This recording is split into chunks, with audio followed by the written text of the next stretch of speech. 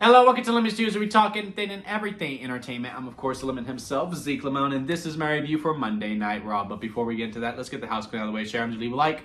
Comment below, let me know your thoughts on Monday Night Raw, and of course, hit the subscribe button as it helps me grow into my YouTube career. I would greatly appreciate it. Now, all that out of the way, let's get into it, shall we? So, I think this was another really good episode of Monday Night Raw all around. Now, by any means am I saying, oh, this was can't miss, you need to watch this from start to finish, best episode of the year? No, it was, by all things considered, a fine episode. But a lot of things are just really interesting. And dare I say, is the feeling starting to be restored where you just feel like they are really starting to build to something as opposed to, okay, yeah, let's just go through the beats, let's go through the motions, and here we are, yep, we're going to do this, we're going to do that, we're going to set up the same main event that we have been doing. No, a lot of things just felt very fresh on this episode of Monday Night. Monday Night Raw. And, starting off with the Io Sky, Rhea Ripley, and the Kabuki Warrior storyline. Now, is this really over the top? I mean, Kyrie later on, of course. Io Sky coming out very, sad, going like, they're my family, I can't leave. Is it super over the top within the delivery and the execution? Yes. Do I care? Absolutely not. I think this is just so much fun. I love how over the top it is. Even with Asuka really doing the mustache twirling villain type cadence as she is talking about Io. You can still be part of the family, but you need to apologize. Rhea, you lost that opportunity and I hate you and we're going to come out and we're going to destroy you. But Io, you can still come by as long as you are run by my hand and I am the leader and you're not the leader. Really, again, super over the top, yes. And even afterwards where Kyrie comes by and she's super sad and, kind of a messed up thing. Because like, look, I know I'm being manipulated. I know I'm in the wrong, but I can't be the only one in the wrong. So Io, yes, come back. And just to make you even more sad, here's a picture of us when we used to be all good friends. It was just so, again, super over dramatic. And then here comes Rhea. Are you sure you can do this? They were your family. Rhea also being in this is also really good too. I'm glad that we finally got to this point. Again, to me, this is my favorite storyline when it comes to Raw. I look forward to see what they're going to do every single week. I can't wait for the tag team match at Crown Jewel. I do like the tidbit that they added, that maybe Io could join them, because there's the whole, again, they added it, like, look, are you sure you can handle this? Oh, you can still come back if you say sorry. We're going to build up to this crescendo, right, where, Io's going to be afraid to hit Asuka every single time. She'll have no problem fighting Kyrie.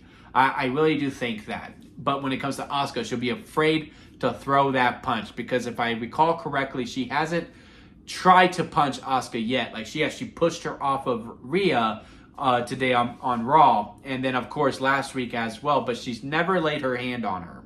So there's going to be this whole, no, you, like, really build it up. And Rhea's going to be like, oh my God. And she's going to turn to Rhea like, oh my God, she is going to join the Kabuki Warriors. And then she'll turn around and slap Asuka. It's going to be a big pop, especially with that Australian crowd who's going to be really behind Rhea Ripley and therefore really behind Io Sky.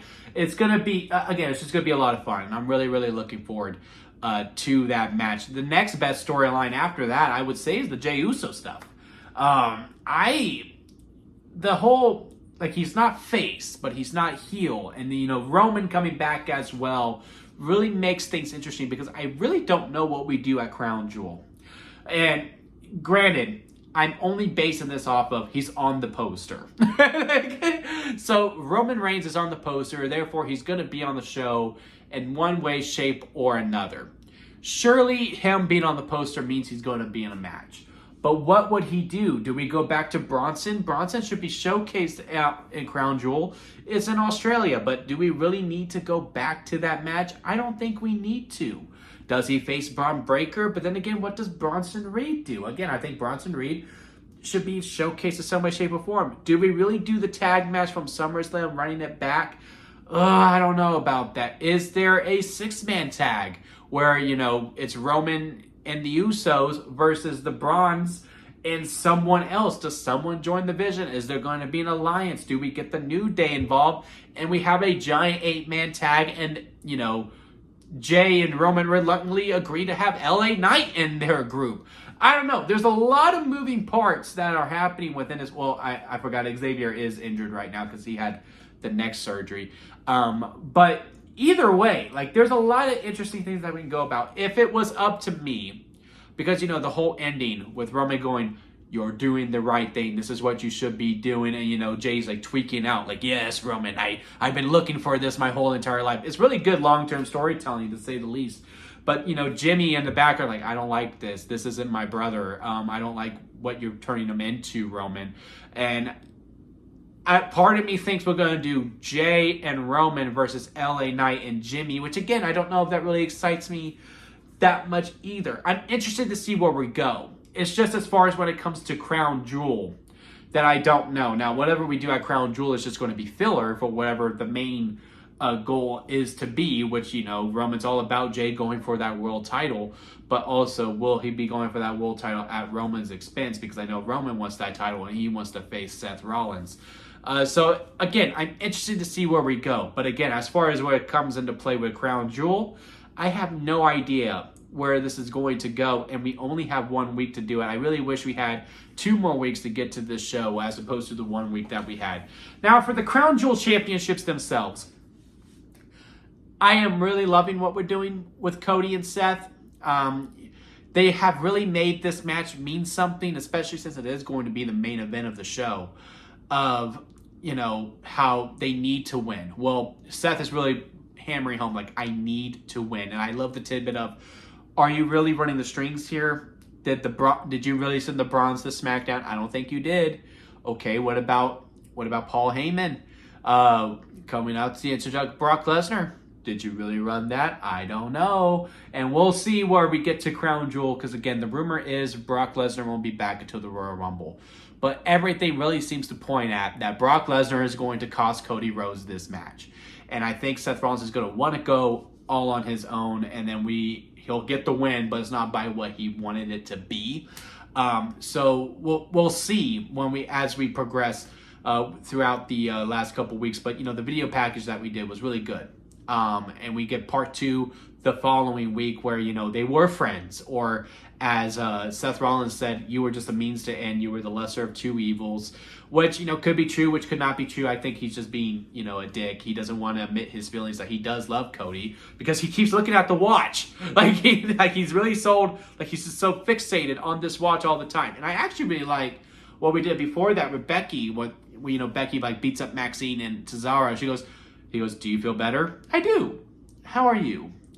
I could be okay." "Do you want me to come out with you?" "No, I need to do this on my own." "Do you want me to go get Paul?" "No, I really do need to go about." I don't know. It was just something about, a supportive spouse understanding that, hey, they need to do this on their own. Or, Seth Rollins, for the other matter, be like, "Do you feel better after getting that out of your system?" I don't know. It's it really felt like a healthy couple, even though they are bad guys. I just love that whole exchange between them.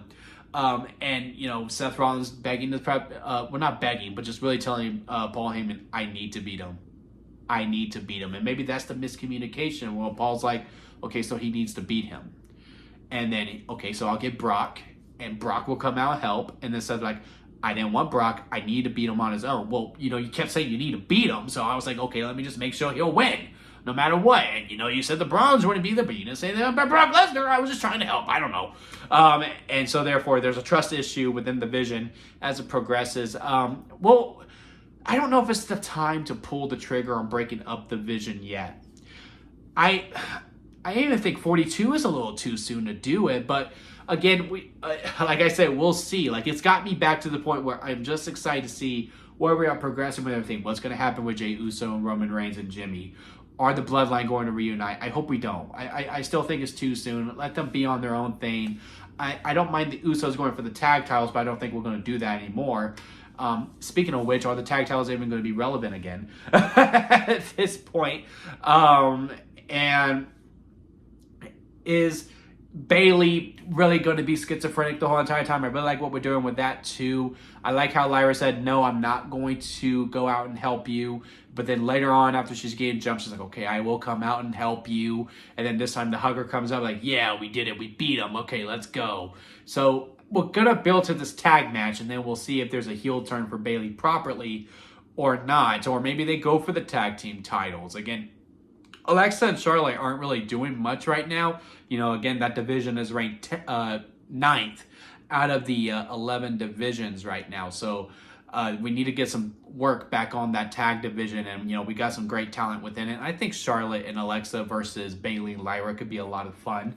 And then if they don't win those tag titles, that's when Bayley just snaps and beats up Lyra properly, and then we get to that one-on-one feud while Becky's dealing with AJ Lee. So yeah, again, just a lot of interesting stuff. Is Io really going to turn on Rhea? Again, I don't think she is. I think that would be a bad move to do. What is Lyra and Bayley going to do? What's Jay and Roman going to do? And again, nothing really revolves around the title. And again, the Crown Jewel Championship revolves around, a championship of some sorts, but it's just about who's the better man. Now, for the Women's Crown Jewel Championship, I wish we had just as much tender love and care for it. Granted, Stephanie and Tiffany don't have the history that Seth and Cody have, but I really would have liked for them to be in the crowd. I don't know what it is for Tiffany that she's always regulated to just backstage segments. Hopefully on SmackDown, we give her a little bit more. Because I would assume the main event of SmackDown is going to be the Bronze versus Randy Orton and Cody Rhodes. We kind of set it up last week. We didn't do it here on Monday night, so therefore I assume we're doing it on Friday. And then that could be the only men's crown jewel stuff we need, because again, we put so much work in on Monday, and again, we'll get part 2 of a video package on Monday. Friday, let's focus on the women a little bit. Let's get some more fire under this. You would assume this probably opens, well, depending on what the Roman match is, and maybe you kick off with John Cena versus AJ Styles. I don't know, but clearly the Men's Crown Jewel Championship main event, so maybe this co-main event, so maybe you don't need to put that much mustard on it. But I would like to see a lot more mustard on it, is what I am trying to say. Because again, I'm a huge fan of Tiffany Stratton. Y'all know I love her, and I like Stephanie Vaquera as well. And people want to see the match. I just want to care about the match a little bit more. So yeah, again, overall, good overall episode of Raw. Again, I would like to see a little bit more effort when it comes to the Women's Crown Jewel Championship. There were some other things that were pretty good on this too. LA Knight versus Kofi Kingston. That was a fun match. AJ Styles and Dragon Lee versus the Americanos was a lot of fun too. I did like that AJ Styles got to say I get to beat up John Cena again. That was a lot of fun, and the crowd loved hearing that too. It was just good, to feel good watching wrestling again, because it has been a little bit of a rut for quite some time. It just feels like, okay, we got the focus back. That feeling is coming back. Now we get to start really amping up momentum all the way up to Survivor Series, and again, build up WrestleMania 42. So yeah, let me know what y'all think about down in the comment section. Leave a like if you made it this far within the review. I do greatly appreciate it. Hit that subscribe button, as I am trying to grow into my YouTube career. And don't forget to squeeze the day, guys, because life is too short not to give you also a squeeze every opportunity that you can. Until next time, I'll see you here at Lemon Studios.